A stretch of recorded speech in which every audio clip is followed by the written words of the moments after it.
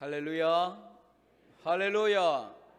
오늘도 하나님의 은혜와 사랑이 함께하는 이 시간 되기를 주님의 이름으로 축복합니다. 우리 서로에게 축복합니다. 당신에게 좋은 일이 일어날 것입니다. 그 고백대로 이루어지기를 간절히 소망합니다. 오늘 제가 아침에도 이렇게 나와서 보면은요, 단풍 참 좋다 생각이 들어요. 많이 떨어졌지만 그래도 빨갛게 물들고 또 색색 변하는 걸 보면서 참 좋다. 제가 아침에 새벽에 나올 때는요, 예전에는 그냥 집에서 나와서 저희가 105동이니까 104동, 3동 이렇게 해서 왔어요. 그런데 이제는 저희 집에서 나와서 106동 쪽으로 돌아가요. 조금 멀리 돌아서 저 큰 길 옆에 106동 뒤로 해서 나가면은요, 이 큰 나무들이 심겨져 있어요. 한 250걸음 정도가 되더라고요. 200m 정도 될 그런 거리를 새벽 4시 조금 넘어서 이렇게 걷습니다. 불이 희미하게 비춰지면서 그 걷는데 바스락바스락 소리가 제가 느끼면서 참 좋다 생각이 들어요. 참 좋아서 사진을 찍었는데 잘 안 나오더라고요. 마음에는 참 좋은 것 같아요. 참 좋다 생각이 들었어요. 근데 이 소리만 그런 게 아니에요. 여러분, 넓은 들판을 보세요. 그러면 벼가 잘 자랐잖아요. 다 탈곡을 하고 또 그거를 갖다 말리고 또 그걸 누이고, 이 모습을 보면서 참 좋다, 농사 짓는 모습도 참 좋다 생각이 들어요. 제가 전도사 때 평택에서 사역을 있었는데, 평야잖아요. 농사를 짓는데 농사 얼마나 지으세요? 조금 져요 하면은 한 5,000평. 조금 좀 집니다. 좀 괜찮게 지어요 하면 뭐 10,000평. 근데 그때 배운 게 있어요. 벼는 농부의 발소리를 듣고 자란다라는 거예요. 제가 그때 배웠어요. 그만큼 농부의 손이 가고 노력이 가고 관심이 가고 마음이 가면 한 번 갈 거 두 번 가고 두 번 갈 거 세 번 가게 되고, 그 관심이 있는 만큼 벼가 잘 자라고 건강해진다라는 거예요. 그래서 벼는 농부의 발소리를 듣고 이제 성장한다는 그 이야기를 들었어요. 근데 참 우리나라 어른들이 지혜로운 게요, 자식도 농사에 비유하더라고요. 여러분, 그런 소리를 많이 들어봤습니까? 자식 농사. 그게 좀 안 되면 아이고 자식 농사 헛했다고. 근데 어느 집에 자녀들이 잘 됐어요. 그 집 막 자녀들이 좋은 대학에도 가고 취직도 하고 부모에게 잘하고 잘 살아. 그건 뭐라고 합니까? 자식 농사 잘 졌다고. 이게 사람들의 마음이에요. 참 부러워도 합니다. 근데 제가 오늘 말씀을 준비하면 생각을 했어요.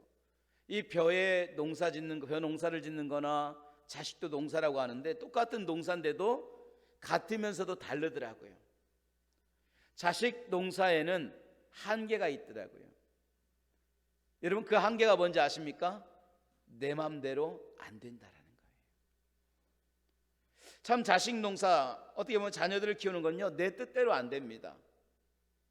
벼를 보면은, 과일을 보면 우리가 그 과일을 돌보고 포장지를 씌우고 또 어떤 과학적 데이터베이스를 가지고 가서 그걸 갖다가 신경을 쓰면 쓰는 만큼 우리 수확을 거둘 수 있어요. 특별하지 않는 한 그렇게 해서 우리 많이 수확을 거둬집니다. 근데 자녀들은 안 그래요. 참 신기합니다. 투자를 하고 노력을 하고 애를 쓰고 또 잘 키워보려고 막 그냥 학원도 보내고 좋은 것도 입히고 남에게 뒤처지지 않게 하려고 배우는 것도 열심으로 배우게 해도 참 그게 내 마음대로 안 될 때가 참 많이 있다라는 거예요. 오늘 본문에 나오는 엘리의 집안도 그랬고 사무엘 집안도 그랬어요. 자, 특별히 여러분, 사무엘은 엘리의 가정을 보고 성장했던 인물입니다.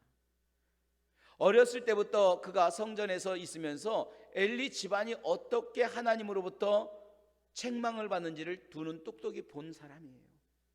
특별히 두 아들, 엘리의 두 아들인 홈리와 비느하스가 어떤 죄로 말미암아 그 집안이 폭삭 망하게 된 것을 현장에서 지켜본 거예요. 자, 그렇게 성장한 사무엘은 자식 교육에 대해서는 얼마나 철저하겠어요. 내가 다른 건 몰라도 자식 교육은 잘해야 되겠다.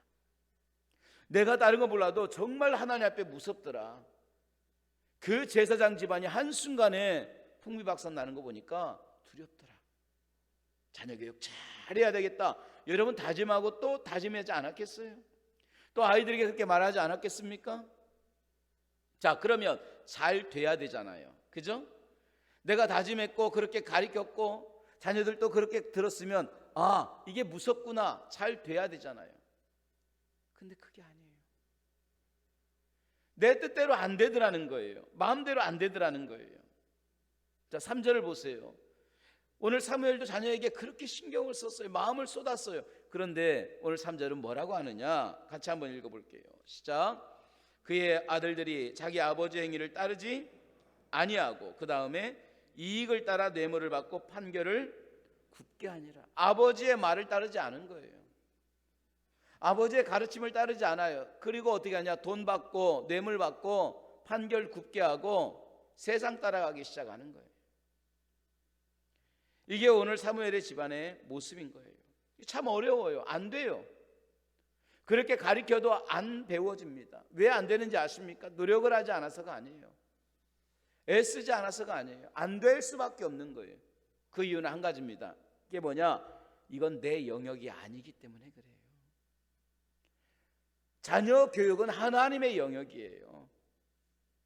그래서 내가 애쓰고 수고하고 노력을 다 해도 안 되는 거예요. 보세요, 여러분. 어떤 자녀들은요, 가르쳐 보려고 빚내서라도 가르치는 자녀들이 있어요. 열심히 가르치고 부모가 따라다니고 시간 관리하고 스케줄 관리 다 하고, 그런데 안 되는 자녀들이 있어요. 멋대로 나가는 자녀 있어요. 그런데 어떤 애들은요, 부모가 그렇게 신경 안 써도 지가 잘 아는 애들이 있어요. 자기가 열심히 하고 부모 생각보다 훨씬 더 자기 스스로 공부 잘하는 친구들이 있어요. 내 수고로 내 노력으로 되는 게 아니라는 거예요. 이게 뭐냐? 하나님의 영역이라는 거예요. 성경을 봐도 그래요. 엘리 집안도 마찬가지고 사무엘도 마찬가지죠. 그 다음에 나오는 역대상하에 보면 왕들도 똑같아요. 선한 왕 다음에는 아버지의 선한 모습을 봤으니까 나도 참 선하게 살아야지 하면 좋은데 악한 왕이 나올 때가 있어요. 또 악한 왕 다음에는요, 선한 왕이, 악한 왕이 나오겠지 했는데 갑자기 선한 왕이 나와요. 자, 유다의 아하스라고 하는 왕이 있어요. 근데 아하스라고 하는 이 왕은요, 하나님 보시기에 진실하지도 못하고 악한 사람이었어요. 우상 숭배하고, 또 이 사람들은 막 산당을 짓고 우상 예배를 지내고 하나님을 진노하게 해서, 성경에 뭐라고 하냐? 그가 여호와를 진노하게 하였다 그랬어요. 하나님이 속상한 거예요. 자, 그렇게 하나님을 속상하게 하다가 그렇게 살다가 죽었어요. 그 아들이 그 아버지의 모습을 봤으니까 본대로 하겠죠. 그 아들이 또 왕이 됐습니다. 누구냐? 히스기야예요. 하나님을 진노하게 하고 했던 악한 왕 아들이 히스기야인데, 그럼 히스기야도 하나님을 진노하게 했느냐? 아니에요. 그는 여호와를 기쁘게 했다라는 거예요. 그래서 성경은 히스기야에 대해서 말합니다. 그가 그의 조상 다윗의 모든 행실과 같이 여호와 보시기에 정직하게 행하였더라. 악한 왕인 아버지의 뜻대로 따라가지 않고 오히려 정직해. 그리고 오히려 이 히스기야는 종교 개혁을 이루면서 신앙을 회복하는 운동을 하기 시작해요. 하나님 앞에 눈물로 기도합니다. 그의 병이 낫기도 시작합니다. 경험도 있어요. 영적 체험도 갖는 거예요. 야, 아버지가 저렇게 하니까 정말 하나님께 영광 돌리는구나. 나라가 잘 되고 하나님이 축복이네. 그 아들이 또 봤어요. 자, 그럼 그 아들은 잘해야 되잖아. 그럼 그 아들이 잘합니까? 아니에요. 히스기야의 아들이 누구냐? 므낫세라고 하는 아들이에요. 아버지가 하나님 보시기에 정직하게 했으니까 그 아들도 잘하겠지 생각했는데 웬걸요? 그 아들은 이스라엘 역사상 유대 왕 중에 가장 악한 왕으로 뽑히게 됩니다. 무려 이 므낫세라고 하는 사람이 아버지의 뒤를 이어 왕이 됐는데 55년 동안을 통치하면서 하나님 말씀을 버리기 시작합니다. 우상 숭배를 하기 시작합니다. 예루살렘 안에 산당을 짓고 여호와의 제단 앞에 우상을 세워놓고 거기를 지나가게 만들어요. 하나님의 율법책을 갖다가 창고에 집어넣어요. 우리 지난 시간에 말했던 바로 그 사람이 누구냐? 므낫세예요.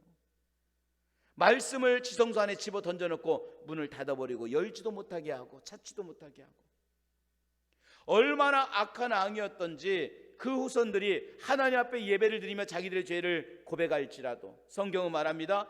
그 므낫세의 죄가 너무 커서 용서가 안 되었다는 거예요. 여러분 보세요. 아하스 악한 왕 다음에는 악한 왕이 아니라 하나님이 보시기에 선한 히스기야가 나와요. 그럼 그 다음에도 좋은 왕이 나와야 되는데 또 안 나와요. 므낫세가 나와요.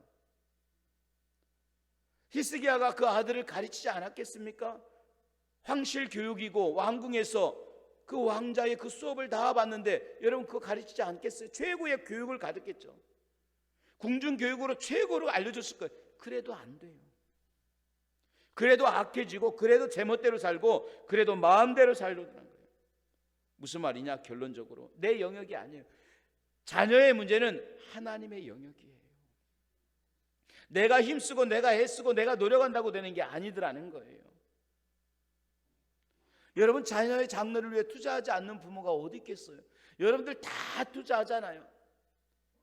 빚을 내서라도 수업료를 줘야 되고, 학원에 보내야 되고, 남들에게 뒤처지지 않게 노력해야 되고, 열심으로 자녀들이 잘 되기를 바라면서 노력합니다. 자, 그런데 여쭤볼게요. 노력한 대로 됩니까? 안 돼요. 내가 애쓰고 노력하고, 우리 권사님 장로님들 얼마나 자녀들을 잘 말씀으로 세우려고 노력합니까? 안 되잖아요. 그게 내 잘못이 아니에요. 왜? 자녀의 문제는 하나님께 달려 있는 거예요. 자, 그러면 어떻게 해야 되느냐? 자녀의 문제는 내 문제가 아니니까 하나님이 알아서 하겠지. 여러분 놔둡니까? 손 놓고 있으면 돼요? 포기하고 나말라라 하면 됩니까? 아니에요. 분명히 이 자녀의 문제를 놓고 우리가 어떻게 해야 될지, 참 열심히 가르쳐도 안 되고요, 돈을 가지고 학원에 보내도 안 되고요, 남에게 뒤처지지 않으려고 노력하고 몸부림쳐도 안 되는데, 그럼 어떻게 해야 되지? 신앙적으로 가르치려고 그렇게 가르쳐도 안 되는데 어떻게 해야 되지? 어떻게 해야 될지 모르잖아요. 그런데 성경에 어떻게 해야 되는지 알려주셨어요.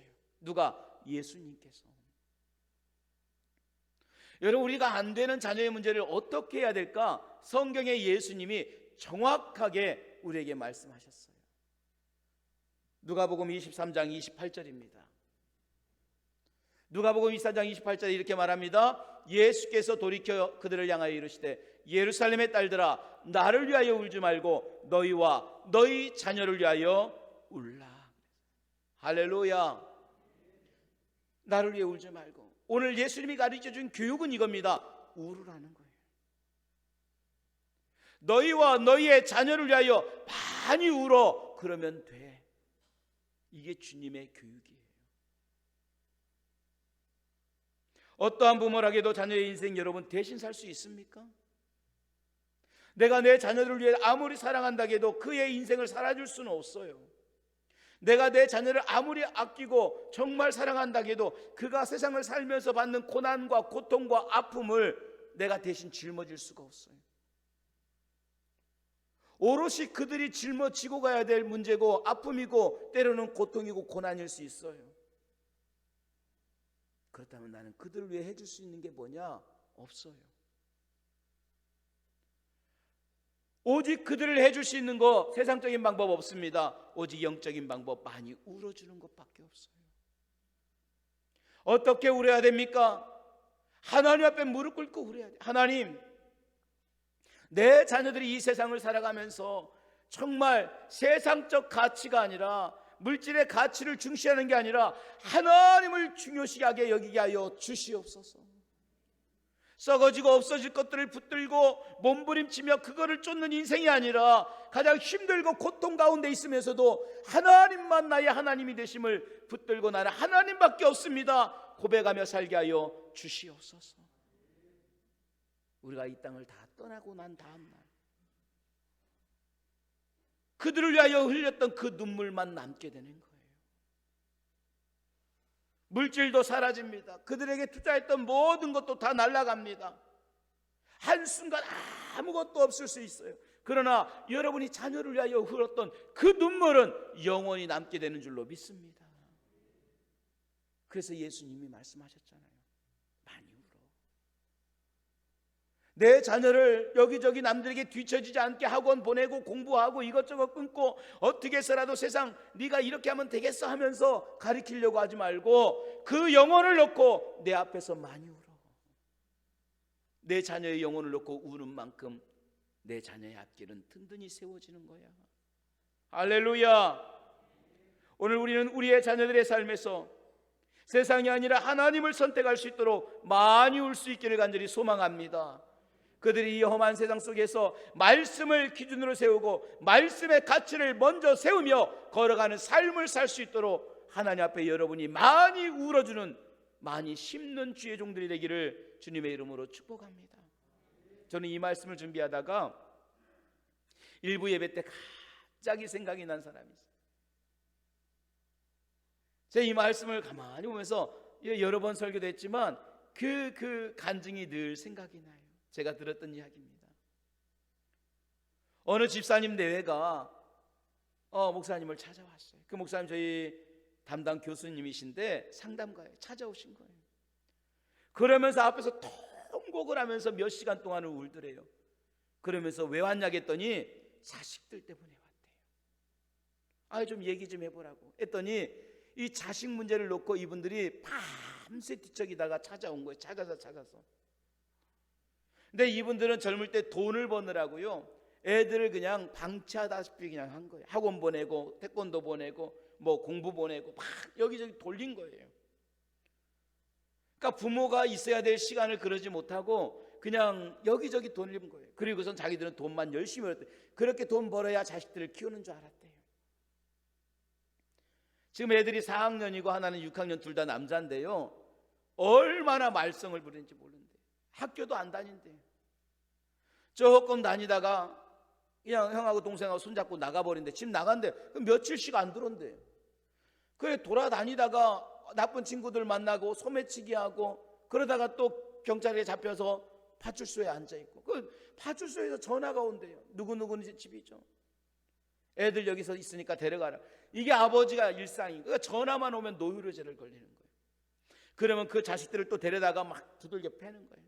이놈의 자식아, 네가 뭐가 부족해가지고 엄마가 공부를 안 시키냐, 아버지가 먹을 것을 안 주냐, 옷을 안 입히냐, 남들보다 더 가르치려고 노력하고 공부하고 이렇게 돈 버는데 네가 그걸 모른다고 막 두들겨 때리는 거예요. 그때마다 애들은 막 주눅이 들고 다시는 안 그러겠다고. 근데 또 며칠 만이면서 또 나가버리고. 그러니까 아버지가 속이 상하고. 그런데 이 아버지가 찾아온 이유가 있어요. 그날 저녁에 꿈을 꾼 거예요. 자다가 꿈을 꿨는데 어떤 꿈을 꿨느냐, 자기 자식들이 사형장에 사형수로 서 있더라는 거예요. 깜짝 놀랐다. 두 아들이 사형장에서 죄 때문에 사형수로 서서 사형의 선고를 받는데 이 아버지가 막 꿈속에서 눈물을 흘리면서 식은땀이 나더래요. 그래서 그 다음날 이거 안 되겠다, 가게고 뭐고 이거 신경 쓰면 안 된다, 자식 죽이겠다 찾아간 거예요. 목사님 어떻게 하면 좋겠습니까? 내가 어제 이 꿈을 꿨습니다. 심각하게 들으면서 그래요. 근데 이제부터 몇 가지만 합시다. 뭐 중간에 이야기도 많지만 이런 거예요. 절대 욕하지 말고, 절대 때리지 말고, 하루에 한 번씩 안아주고 사랑한다. 내가 지금 목사님 평생 이 애들 클 때까지 그러지도 못했는데 어떻게 합니까? 그렇게 해야 됩니다. 자식 살리려면 그렇게 해야 됩니다. 그리고 매일마다 전화하세요. 그리고 그 다음 날부터 전화를 하는 거예요. 막 자식을 보면 부글부글한데 그 자식들 때문에 뭐 속이 상한데도 또 전화를 하는 거예요. 사랑한다. 목사님 오늘도 또 쇼했습니다. 잘했습니다. 또 하루 지납니다. 오늘도 쇼했습니다. 그러던 어느 날 또 나가버린 거예요. 보세요. 그래도 사랑한다고 하고 나는 참고 하는데 또 나가버려가지고 이번 어디서 전화 왔냐? 대구에서 전화가 왔대요. 경찰서에서. 애들이 여기 와 있는데 일주일 만에 이 아이들이 대구 경찰서에 앉아 있는 거예요. 애들 데려가라고. 부부가 차를 타고 오면서 전화를 했어요. 목사님, 우리 자식들 또 찾으러 갑니다. 나 이거 도저히 못 참겠습니다. 그때 목사님이 한마디 했어요. 집사님, 자식 살리려면 딱 한마디만 하세요. 그게 뭡니까? 아무것도 묻지 말고 그 일주일 만에 보는 자식들한테 딱 한마디만 물어보세요. 너 배고프지? 뭐 먹을래? 그것만 물어보세요. 배고프지? 뭐 먹을래? 이 집사님이 참 그래도 착한 분이에요. 차를 타고 내려가면서 대구까지 배고프지? 뭐 먹을래? 배고프지? 뭐 먹을래? 이것만 연습한 거예요.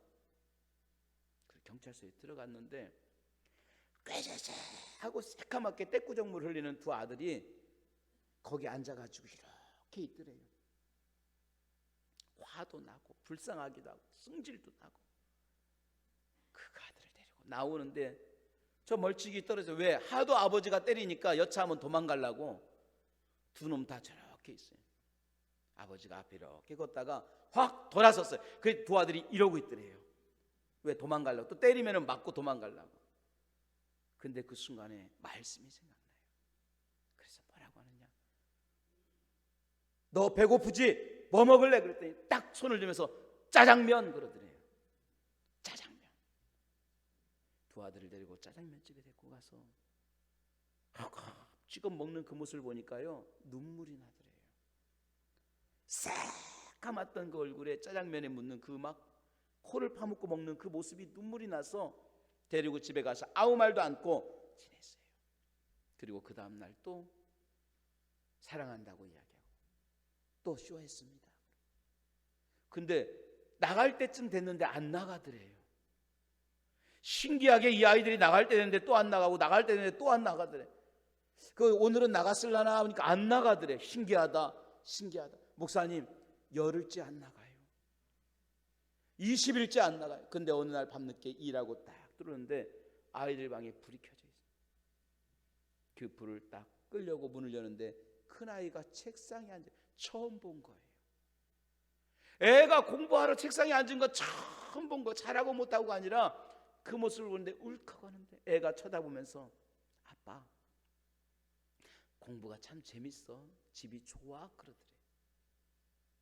얼른 자. 문을 닫고 혼자 화장실 가서 물을 틀어놓고 눈물을 쏟았답니다. 하나님, 내가 이걸 못했어요. 내가 내 자식을 위해서 정말 내가 잘못 가르쳤어요. 하나님, 내가 내 자식을 사랑하는 법을 몰랐어요. 이런 날도 내게 있네요. 막 눈물을 쏟더래요. 저는 이 말씀을 생각을 하면서 오늘 성경에 분명히 말합니다. 눈물을 흘리며 씨를 뿌리는 자는 정령 기쁨으로 거두리로다. 할렐루야. 오늘 예수님께서 말합니다. 많이 울어라. 좋은 거 가르치려고, 좋은 거 입히려고, 좋은 거 먹이려고, 좋은 거 보이려고 노력하는 거 참 좋아. 그런데 정말 내 자녀를 위해 해줄 수 있는 게 뭔지 아니? 우는 거야. 그 영혼이 하나님을 붙들고 살 수 있도록 많이 울어. 세상 가치관이 아니라 영적 가치관을 가지고 살아갈 수 있도록 많이 울어줘. 그렇게 눈물로 씨를 심으면 기쁨으로 그 단을 가지고 돌아올 거야. 그 영혼의 그 삶의 축복이 될 거야. 사랑하는 주의 종들이에요. 바라고 기도합니다. 오늘 우리의 삶에 내 자녀를 가리킬 다른 방법이 없어요. 세상적 노력, 세상적 수고, 세상적 좋은 것들 아무리 채워도 못 채워줍니다. 하나님으로 채워줄 수 있기를 바랍니다. 말씀으로 채워줄 수 있기를 바랍니다. 정말 그 영혼의 그 삶에 하나님밖에 없다는 그 하나의 가치로 나는 하나님밖에 없습니다라고 하는 이 가치를 가지고 내 자녀들이 살아갈 수 있도록 그들을 위하여 많이 울어주고 그 영혼을 위하여 하나님 앞에 많이 엎드릴 수 있는 저와 여러분이 되기를 주님의 이름으로 축원합니다. 할렐루야. 기도하겠습니다.